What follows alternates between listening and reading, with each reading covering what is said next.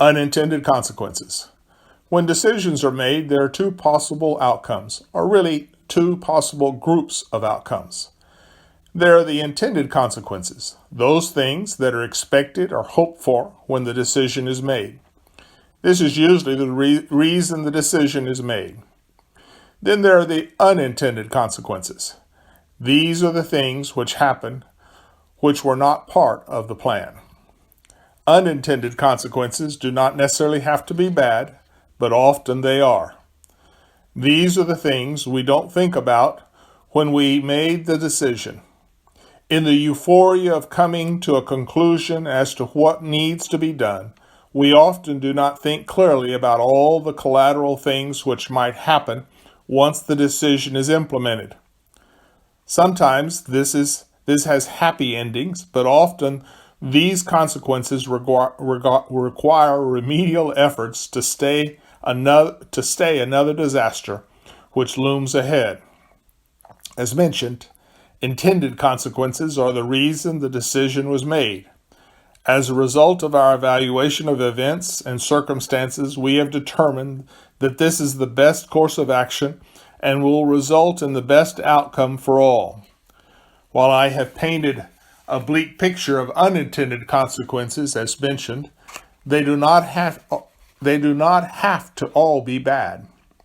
Should you decide to purchase a piece of land, you may determine once purchased two things.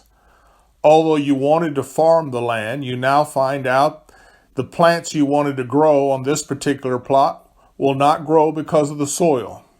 At the same time, you discover that the mineral deposits under the soil are worth many times what you would have received from whatever you might have planted.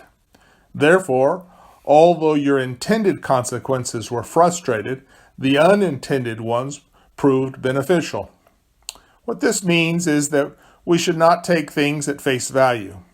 We need to not only evaluate what we think the results of our actions might be, but also what other outcomes might be possible, and then what results would cascade from those possible consequences.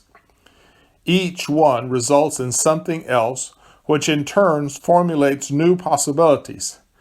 These need to be evaluated until we run out of imagination.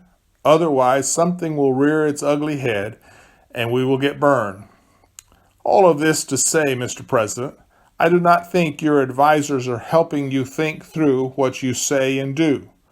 Or maybe you don't want to listen to them. I don't know if the problem is them or you, but you have a problem.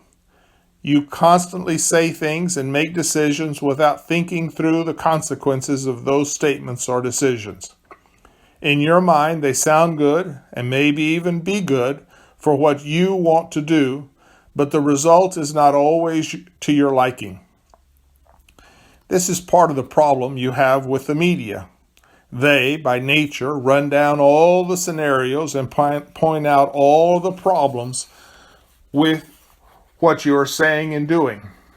For you, this is a negative press and unwarranted. But if your staff were doing its job, you would have already heard these things before and considered and discarded them when making your decision. They would be old hat, nothing to worry about because you already took them all into account. You know how it is going to play out, and you're not concerned about the unintended consequences because the intended one always wins. Mr. President, do a better job of mapping out all the consequences, not just those you want. Have others outline them for you and help you see what might happen. Then you can just ignore the press as they try to second guess you.